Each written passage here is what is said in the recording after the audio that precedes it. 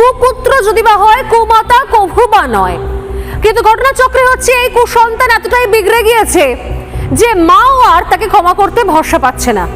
কাদের কথা বলছি বুঝতেই পারছেন, এ হচ্ছে বাংলাদেশের কথা। যে দেশকে আমার দেশ ভারতবর্ষ জন্ম দিয়েছে, তাকে স্বাধীন করেছে, কোনো এক সময় যে ভারত ভূখণ্ডের মধ্যেই ছিল।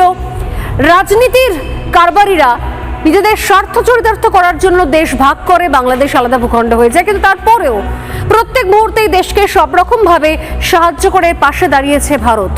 সন্তানের মতো জন্ম দিয়েছে।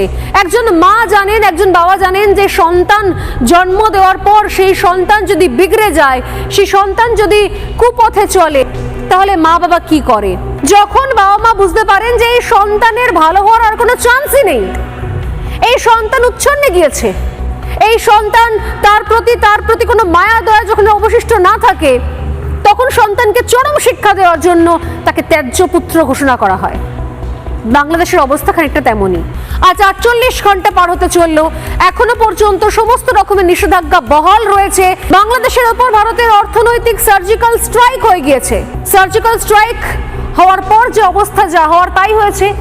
বাংলাদেশের টুটি টিপে ধরে থাকার মতো অবস্থা, না পারছে দেশটা নিঃশ্বাস নিতে।